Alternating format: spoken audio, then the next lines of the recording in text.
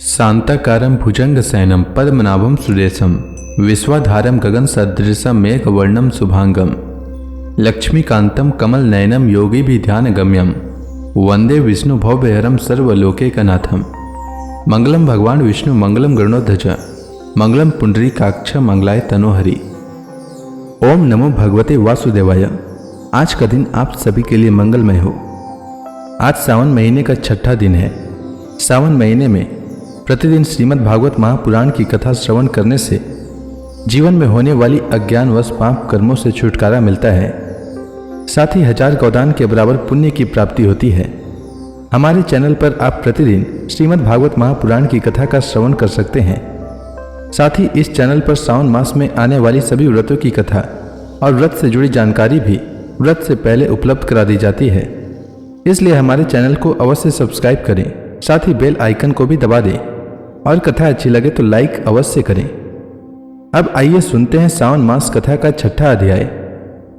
राजा परीक्षित ने पूछा, भगवान आप कृपया यह बतलाइए कि नल कुबर और मणिग्रीव को शाप क्यों मिला? उन्होंने ऐसा कौन सा निंदित कर्म किया था जिसके कारण परम शांत देवर्षि नारद जी को भी क्रोध आ गया? श्री सुखदेव जी ने कहा, परीक्षित, नल कुबर और मणिग्रीव ये दोनों एक तो धनाध्यक्ष कुबेर के लाडले लड़के थे और दूसरे इनकी गिनती रुद्र भगवान के अनुचरों में हो गई। इससे उनका घमंड बढ़ गया। एक दिन वे दोनों मंदाकिनी के तट पर कैलाश के रमणीय उपवन में वारुणी मदिरा पीकर मदोन्मत्त हो गए थे। नशे के कारण उनकी आंखें घूम रही थी। बहुत सी स्त्रियां उनके साथ गा बजा रही थी और वे पुष्पों से लदे हुए वन में उनके साथ विहार कर रहे थे। उस समय गंगा जी में पांत के पांत कमल खिले हुए थे। वे स्त्रियों के साथ जल के भीतर घुस गए और जैसे हाथियों का जोड़ा हथनियों के साथ जल क्रीड़ा कर रहा हो, वैसे ही वे उन युवतियों के साथ तरह तरह की क्रीड़ा करने लगे। परीक्षित, संयोगवश उधर से परम समर्थ देवर्षि नारद जी आ निकले। उन्होंने उन यक्ष युवकों को देखा और समझ लिया कि ये इस समय मतवाले हो रहे हैं। देवर्षि नारद को देखकर वस्त्रहीन अप्सराएं लजा गई। सांप के डर से उन्होंने तो अपने अपने कपड़े झटपट पहन लिए, परंतु इन यक्षों ने कपड़े नहीं पहने। जब देवर्षि नारद जी ने देखा कि ये देवताओं के पुत्र होकर श्रीमत से अंधे और मदिरा पान करके उन्मत्त हो रहे हैं, तब उन्होंने उन पर अनुग्रह करने के लिए शाप देते हुए यह कहा। नारद जी ने कहा, जो लोग अपने प्रिय विषयों का सेवन करते हैं उनकी बुद्धि को सबसे बढ़कर नष्ट करने वाला है श्रीमत, धन और संपत्ति का नशा, हिंसा आदि रजोगुणी कर्म और कुलीनता आदि का अभिमान भी उससे बढ़कर बुद्धि भ्रंशक नहीं है। क्योंकि श्रीमत के साथ साथ तो स्त्री, जुआ और मदिरा भी रहती है। ऐश्वर्य मद और श्रीमत से अंधे होकर अपनी इंद्रियों के वश में रहने वाले क्रूर पुरुष अपने नाशवान शरीर को तो अजर अमर मान बैठते हैं और अपने ही जैसे शरीर वाले पशुओं की हत्या करते हैं। जिस शरीर को भूदेव, नरदेव, देव आदि नामों से पुकारते हैं, उसकी अंत में क्या गति होगी? उसमें कीड़े पड़ जाएंगे, पक्षी खाकर उसे विष्ठा बना देंगे, या वह जलकर राख का ढेर बन जाएगा। उसी शरीर के लिए प्राणियों से द्रोह करने में मनुष्य अपना कौन सा स्वार्थ समझता है? ऐसा करने से तो उसे नरक की ही प्राप्ति होगी। बतलाओ तो सही, यह शरीर किसकी संपत्ति है? अन्न देकर पालने वाले की है या गर्भाधान कराने वाले पिता की? यह शरीर उसे 9 महीने पेट में रखने वाली माता का है अथवा माता को भी पैदा करने वाले नाना का? जो बलवान पुरुष बलपूर्वक इससे काम करा लेता है उसका है, अथवा दान देकर खरीद लेने वाले का? चिता की जिस धधकती आग में यह जल जाएगा उसका है, अथवा जो कुत्ते सियार इसको चित चित कर खा जाने की आशा लगाए बैठे हैं उनका है? यह शरीर एक साधारण सी वस्तु है, प्रकृति से पैदा होता है और उसी में समा जाता है। ऐसी स्थिति में मूर्ख पशुओं के सिवा और ऐसा कौन बुद्धिमान है जो इसको अपना आत्मा मानकर दूसरों को कष्ट पहुंचाएगा, उनके प्राण लेगा? जो दुष्ट श्रीमत से अंधे हो रहे हैं उनकी आंखों में ज्योति डालने के लिए दरिद्रता ही सबसे बड़ा अंजन है। क्योंकि दरिद्र यह देख सकता है कि दूसरे प्राणी भी मेरे ही जैसे हैं। जिसके शरीर में एक बार कांटा गड़ जाता है वह नहीं चाहता कि किसी भी प्राणी को कांटा गड़ने की पीड़ा सहनी पड़े, क्योंकि उस पीड़ा और उसके द्वारा होने वाले विकारों से वह समझता है कि दूसरों को भी वैसी ही पीड़ा होती है। परंतु जिसे कभी कांटा नहीं गड़ा है वह उसकी पीड़ा का अनुमान नहीं कर सकता। दरिद्र में घमंड और हेकड़ी नहीं होती, वह सब तरह के मदों से बचा रहता है, बल्कि देववश उसे जो कष्ट उठाना पड़ता है वह उसके लिए एक बहुत बड़ी तपस्या भी है, जिसे प्रतिदिन भोजन के लिए अन्न जुटाना पड़ता है। भूख से जिसका शरीर दुबला पतला हो गया है, उस दरिद्र की इंद्रियां भी अधिक विषय नहीं भोगना चाहती, सूख जाती है, और फिर वह अपने भोगों के लिए दूसरे प्राणियों को सताता नहीं, उनकी हिंसा नहीं करता। यद्यपि साधु पुरुष समदर्शी होते हैं, फिर भी उनका समागम दरिद्र के लिए ही सुलभ है, क्योंकि उसके भोग तो पहले से ही छुटे हुए हैं। अब संतों के संग से उसकी लालसा तृष्णा भी मिट जाती है और शीघ्र ही उसका अंतःकरण शुद्ध हो जाता है।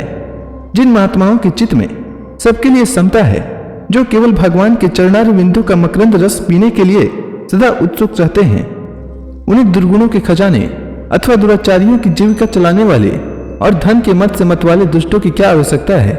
वे तो उनकी उपेक्षा के ही पात्र हैं। ये दोनों यक्ष वारुणी मदिरा का पान करके मतवाले और श्रीमत से अंधे हो रहे हैं। अपनी इंद्रियों के अधीन रहने वाले इन स्त्री लंपट यक्षों का अज्ञान जनित मद मैं चूर चूर कर दूंगा। देखो तो सही, कितना अनर्थ है कि ये लोकपाल कुबेर के पुत्र होने पर भी मदोन्मत्त होकर अचेत हो रहे हैं। इनको इस बात का भी पता नहीं है कि हम बिल्कुल नंग धड़ंग हैं। इसीलिए ये दोनों अब वृक्ष योनि में जाने के योग्य हैं। ऐसा होने से इन्हें फिर इस प्रकार का अभिमान न होगा। वृक्ष योनि में जाने पर भी मेरी कृपा से इन्हें भगवान की स्मृति बनी रहेगी, और मेरे अनुग्रह से देवताओं के 100 वर्ष बीतने पर इन्हें भगवान श्री कृष्ण का सानिध्य प्राप्त होगा, और फिर भगवान के चरणों में परम प्रेम प्राप्त करके ये अपने लोक में चले आएंगे। श्री सुखदेव जी कहते हैं, देवर्षि नारद इस प्रकार कहकर भगवान नर नारायण के आश्रम पर चले गए। नल कुबर और मणिग्रीव ये दोनों एक ही साथ अर्जुन वृक्ष होकर यमलार्जुन नाम से प्रसिद्ध हुए। भगवान श्री कृष्ण ने अपने परम प्रेमी भक्त देवर्षि नारद जी की बात को सत्य करने के लिए धीरे धीरे उखल घसीटते हुए उस ओर प्रस्थान किया जिधर यमलार्जुन वृक्ष थे। भगवान ने सोचा कि देवर्षि नारद मेरे अत्यंत प्यारे हैं और ये दोनों भी मेरे भक्त कुबेर के लड़के हैं, इसलिए महात्मा नारद ने जो कुछ कहा है उसे मैं ठीक उसी रूप में पूरा करूंगा। यह विचार करके भगवान श्री कृष्ण दोनों वृक्षों के बीच में घुस गए। वे तो दूसरी ओर निकल गए, परंतु उखल टेढ़ा होकर अटक गया। दामोदर भगवान श्री कृष्ण की कमर से रस्सी कसी हुई थी। उन्होंने अपने पीछे लुढ़कते हुए उखल को ज्यों ही तनिक जोर से खींचा, त्यों ही पेड़ों की सारी जड़ें उखड़ गई। समस्त बल विक्रम के केंद्र भगवान का तनिक सा जोर लगते ही पेड़ों के तने, शाखाएं, छोटी छोटी डालियां और एक एक पत्ते कांप उठे, और वे दोनों बड़े जोर से तड़तड़ाते हुए पृथ्वी पर गिर पड़े। उन दोनों वृक्षों में से अग्नि के समान तेजस्वी 2 सिद्ध पुरुष निकले। उनके चमचमाते हुए सौंदर्य से दिशाएं दमक उठी। उन्होंने संपूर्ण लोकों के स्वामी भगवान श्री कृष्ण के पास आकर उनके चरणों में सिर रखकर प्रणाम किया और हाथ जोड़कर शुद्ध हृदय से वे उनकी इस प्रकार स्तुति करने लगे। उन्होंने कहा, सच्चिदानंद स्वरूप, सबको अपनी ओर आकर्षित करने वाले परम योगेश्वर श्री कृष्ण, आप प्रकृति से अतीत स्वयं पुरुषोत्तम हैं।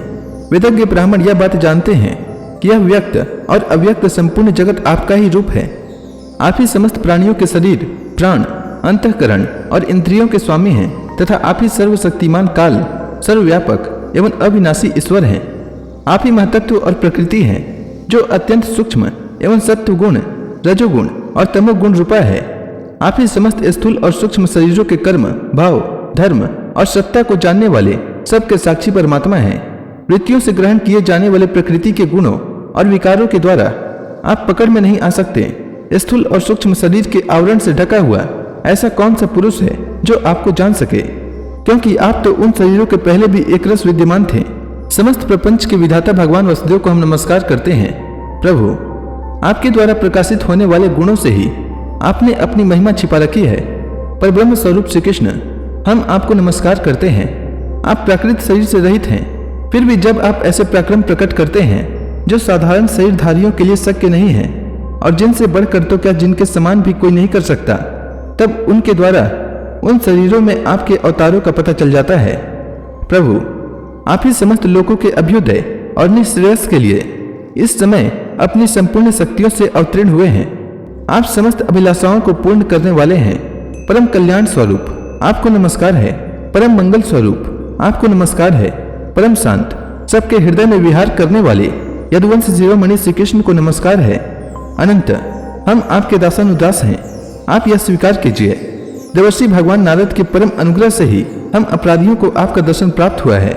प्रभु, हमारी वाणी आपके मंगलमय गुणों का वर्णन करती रहे, हमारे कान आपकी रसमयी कथा में लगे रहे, हमारे हाथ आपकी सेवा में और मन आपके चरण कमलों की स्मृति में रम जाए। यह संपूर्ण जगत आपका निवास स्थान है। हमारा मस्तक सबके सामने झुका रहे। संत आपके प्रत्यक्ष शरीर हैं, हमारी आंखें उनके दर्शन करती रहे।